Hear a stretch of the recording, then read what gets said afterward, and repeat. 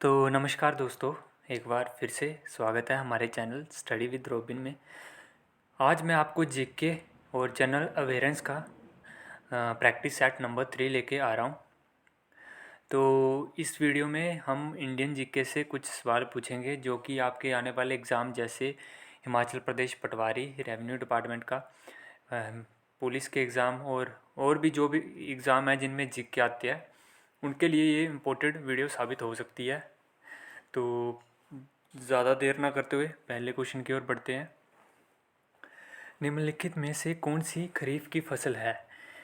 मटर, कद्र, मूंगफली या गेहूँ? खरीफ की फसल दोस्तों जो कि जून जुलाई में गर्मियों के टाइम में होती है, इतना मैं आपको हिंट दे सकता हूँ। अब आप बताइए कि आपको खरीफ की फसल कौन सी लग रही है? मटर, मूंगफली, गेहूँ, कद्र।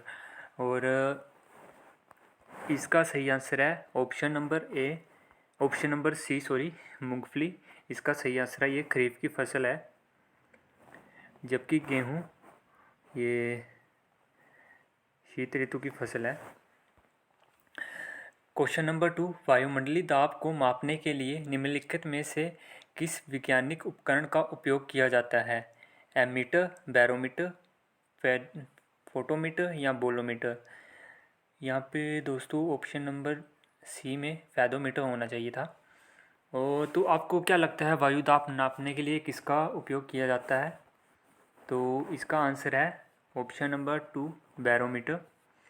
एमीटर से दोस्तों जो करंट की धारा है उसको मापते हैं, और बैरोमीटर से वायुमंडलीय दाब। 1932 में महात्मा गांधी और डैश के बीच पूना पैक्ट का हस्ताक्षर किया गया था।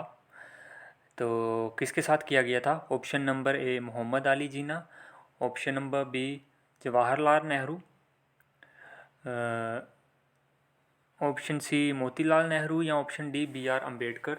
तो ये हुआ था भीमराव अंबेडकर के साथ पूना समझौता, जब महात्मा गांधी और बी आर अम्बेडकर के बीच हरिजन समाज के लिए कुछ मतभेद हो गए थे। तब अंबेडकर जी गांधी जी से मिलने जेल में गए थे। तब गांधी जी जेल में थे, तो पूना जेल में गए थे, तो वहाँ पे पूना समझौता हुआ था, पूना पैक्ट।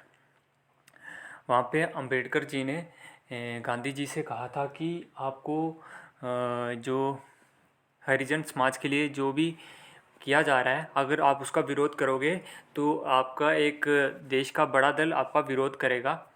तो गांधी जी समझ गए थे उस बात को, फिर उन्होंने उस पैक्ट पे हस्ताक्षर कर दिए थे। अपस्मार मिर्गी से शरीर का कौन सा अंग प्रभावित होता है? मस्तिष्क, वक्र या हृदय? यहाँ पे ऑप्शन नंबर सेकंड में थोड़ी सी मिसप्रिंट हो गया है।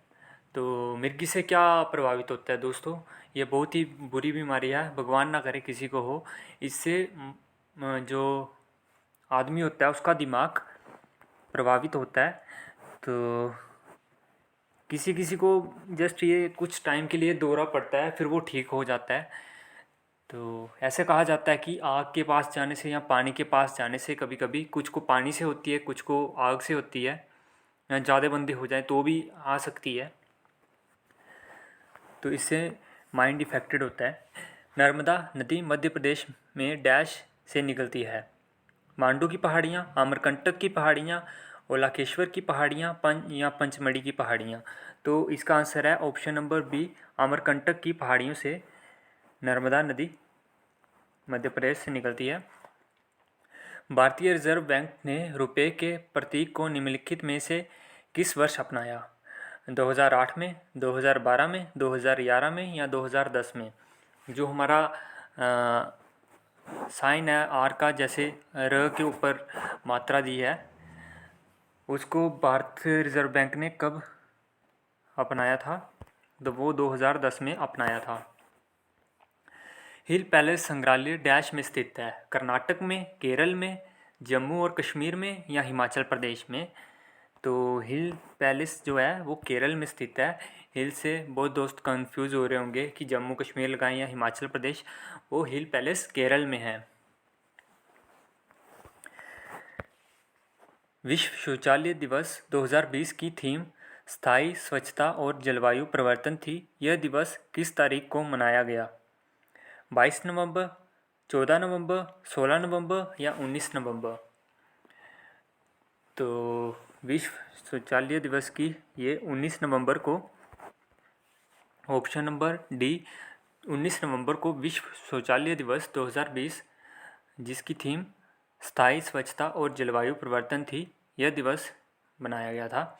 तो दोस्तों आपको इस क्वेश्चन में 2 क्वेश्चन मिल गए हैं। इसकी थीम भी दोस्तों नोट कर लेना, स्थायी स्वच्छता और जलवायु परिवर्तन। आजकल एग्ज़ाम में थीम भी पूछ लेते हैं कि उस तिथि को, क्योंकि अभी थोड़ा हमारा एग्ज़ाम नेक्स्ट लेवल का होता है।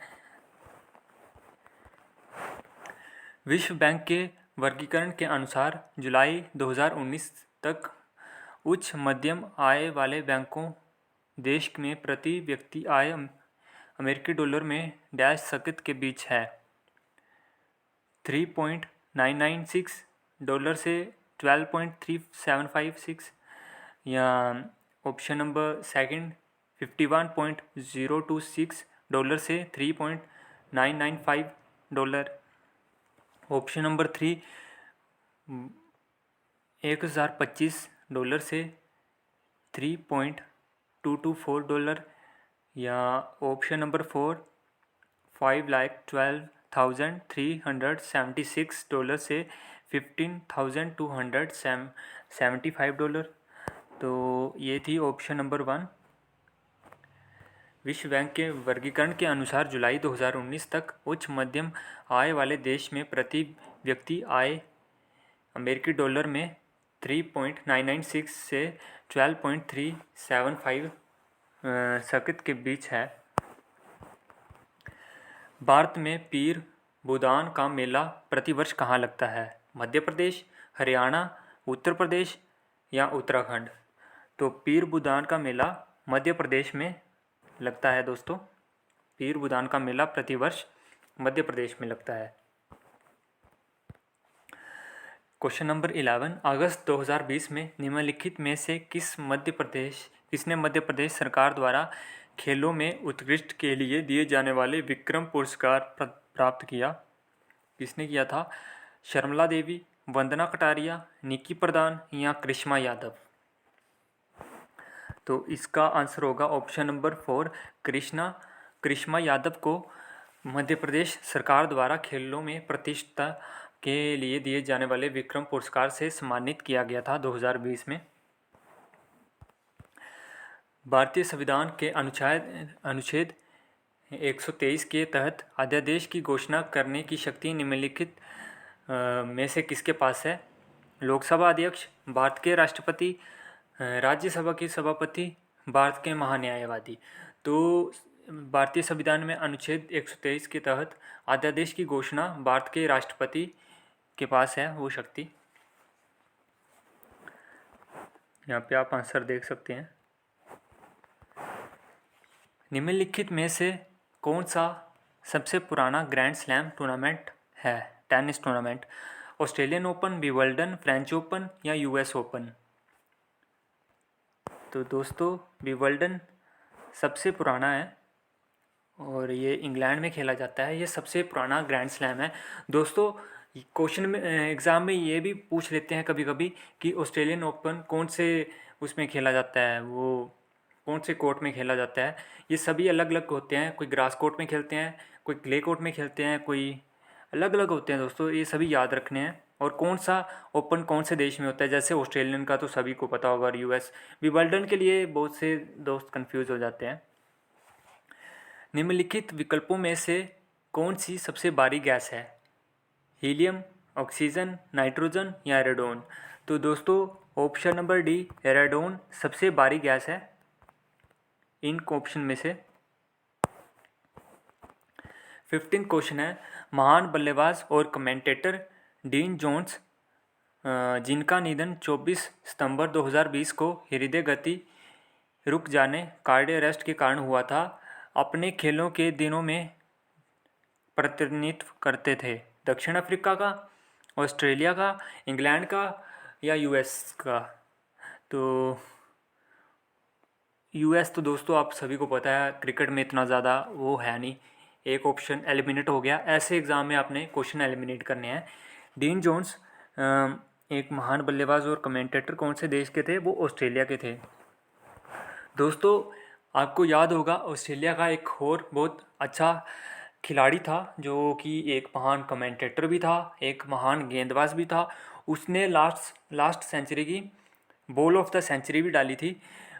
उनको भी यही हुआ था, कार्डियो अरेस्ट। हाँ, शेन वॉर्न सभी को याद है। वो राजस्थान रॉयल्स की तरफ से खेलते थे, उन्होंने आईपीएल भी जीता था फर्स्ट टूर्नामेंट। नवंबर 2020 में गूगल द्वारा पोषित शिक्षा शुल्क वित्तीय कंपनी फाइनेंसियर का ब्रांड एम्बेसडर नियुक्त किया गया। अक्षय कुमार को, रोहित शर्मा को, सोनू सूद को या विराट कोहली को? तो इसका सही आंसर है हमारे हिटमैन रोहित शर्मा को गूगल द्वारा पोषित शिक्षा शुल्क वित्तीय कंपनी फाइनेंसियर का ब्रांड एम्बेसडर नियुक्त किया है। और दोस्तों अगर आप वर्ल्ड कप देख रहे हो तो आपको पता ही होगा हमारे हिटमैन कितनी अच्छी फॉर्म में है। उम्मीद है वो वर्ल्ड कप लेके ही आएंगे इस बार, क्योंकि उनका सपना था 2011 में, उनका था कि मुझे टीम में लेंगे, उनको पक्का भरोसा था, पर लास्ट मोमेंट में उनको टीम में नहीं रखा गया तो उसके लिए काफ़ी डिप्रेस्ड हो गए। पर उन्होंने फिर कमबैक किया। 2015 में वो स्क्वाड वर्ल्ड कप स्क्वाड में शामिल हुए। 2019 में आपको पता ही है 5 सेंचुरियाँ लगाई थी, पर इंडिया नहीं जीत पाई वो लास्ट 2। पर इस साल अभी 2023 में देखिए, उनको 2011 में जब देश में हुआ था तब उनको टीम से निकाल दिया था। आज फिर से देश में हो रहा है और वो उसी टीम के कप्तान हैं। दोस्तों आप में भी यही डेडिकेशन चाहिए, तभी आप कोई एग्ज़ाम क्रैक कर सकते हैं। रोहित शर्मा की तरह बनो, हिटमैन की तरह। राज्य अधिकार के लिए मुगलों ने किस विरासत का अनुसरण किया? स्व अर्जित नवसियत, सहदायक विरासत, पैतृक संपत्ति या ज्येष्ठ अधिकार नियम? तो इसमें सहदायक विरासत का उन्होंने विरासत का अनुसरण किया था राज्य अधिकार के लिए। क्वेश्चन नंबर 18, वित्त संख्या 2 अधिनियम 2019 के अनुसार आयकर अधिनियम की धारा डैश वाहनों की खरीद हेतु लिए गए ऋण का पर भुगतान किए गए ब्याज के लिए 1.5 लाख तक की राशि की कटौती का दावा किया जा सकता है। वो 80 GG का होगा वाहन, वो 80 DD का होगा, या वो 80 DD का होगा, या वो 80 EE का होगा? तो वो ऑप्शन नंबर 4 80 EE का होगा वाहन, उसमें उनको 1.5 लाख तक की छूट दी जाएगी। क्वेश्चन नंबर 19 है, नगर निगम की बैठकों की अध्यक्षता कौन करता है? अध्यक्ष करता है, महापौर करता है, निर्देशक करता है या राज्यपाल करता है? तो नगर निगम की जो बैठकें होती हैं उनकी अध्यक्षता महापौर करता है।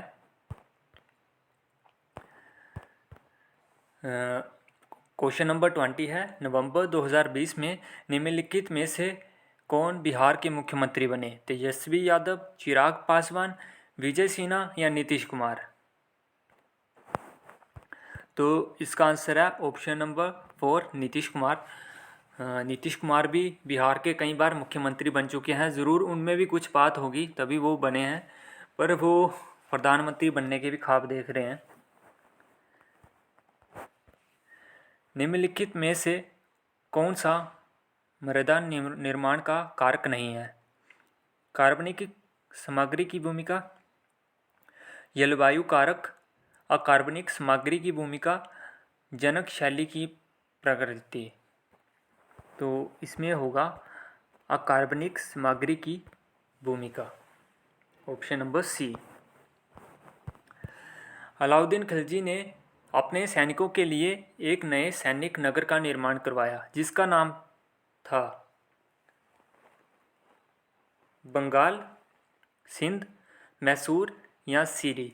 तो इसका आंसर होगा ऑप्शन नंबर 4 सीरी का निर्माण करवाया था अलाउद्दीन खिलजी ने अपने सैनिकों के लिए एक सैनिक नगर का निर्माण करवाया था। वो अलाउद्दीन खिलजी थे जो सैनिकों को वेतन देने वाले पहले राजा बन गए थे। उन्होंने एक स्थायी सेना का निर्माण किया था। तो आपने पद्मावत मूवी ज़रूर देखी होगी, तो उसमें बहुत कुछ बताया गया है उनके बारे में, अगर आप जानना चाहते हो। द गोल्डन बोट नामक पुस्तक किसने लिखी है? सत्यजीत रे, मुंशी प्रेमचंद, रविंद्रनाथ टैगोर या आर के नारायण? तो ये लिखी है रविंद्रनाथ टैगोर ने, द गोल्डन बोट। इन्होंने ही हमारा राष्ट्रीय गान भी लिखा है। क्वेश्चन नंबर 24, सूफी संत सूफी उस्ताद अपनी सभाओं को अपनी नकाखाओं में आयोजित करते थे, जिन्हें डैश था? स्तूप था, जिन्हें स्तूप कहा जाता था, दरगाह कहा जाता था, धर्मस्थल कहा जाता था या धर्मशाला कहा जाता था? तो उनको धर्मशालाएं कहा जाता था। ऑप्शन नंबर 4 इसका सही आंसर होगा। दोस्तों, बढ़ते हैं हमारे वीडियो के आज के लास्ट क्वेश्चन की तरफ। तो आपने सभी 25 क्वेश्चन का देखना है कि आपके कितने मार्क्स बन रहे हैं। आपको दोस्तों मैं डेली ऐसे ही प्रैक्टिस सेट लेके आता रहूँगा जब तक आपका एग्ज़ाम नहीं हो जाता। आपने अपनी इम्प्रूवमेंट चेक करनी है, कुछ नहीं करना। रोज़ आप अगर वीडियो देख भी लोगे तो आपको इम्प्रूवमेंट ज़रूर नज़र आएगी। आप अगर एक्स्ट्रा एफर्ट मारोगे, थोड़ा सा अगर लिख के करोगे, एक बार वीडियो देखोगे फिर लिखोगे, उसके बाद फिर वीडियो देखोगे और आंसर टैकल करोगे, तो उस तरह से आपको ज़्यादा जल्दी याद हो सकता है। बाकी सभी का अपना अपना फंडा होता है याद करने का। मेरा मानना है वीडियो ज़रूर देखें। क्वेश्चन नंबर 25 है, अक्टूबर 2020 में किस देश की डाक सेवा के लिए भारत के डाक विभाग में सीमा शुल्क डेटा के इलेक्ट्रॉनिक विनिमय के लिए एक समझौता किया? यूके ने किया, ऑस्ट्रेलिया ने किया, यूएस ने किया या ब्राज़ील ने किया? तो ये किया था यूएस ने 2020 में डाक सेवा में। दोस्तों, जो हमारा भारत है वो जो हमारा डाक सेवा है उसमें सबसे बड़ा देश है। सबसे ज़्यादा वर्ल्ड में सबसे ज़्यादा डाकघर हमारे ही देश भारत में है। तो दोस्तों, उम्मीद है आपको आज की वीडियो पसंद आई होगी। अगर आपको वीडियो पसंद आई है तो चैनल को ज़रूर सब्सक्राइब करें और अपने दोस्तों को भी या छोटे भाई बहन जो भी हैं उनको भी बताएं जो किसी एग्ज़ाम की तैयारी कर रहे हैं। ये क्वेश्चन हर एग्ज़ाम में आ सकते हैं, तो ऐसा नहीं है कि आप हिमाचल के ही उसमें आएंगे। ये इंडियन जीके के थे, ये सभी के लिए इम्पोर्टेंट है।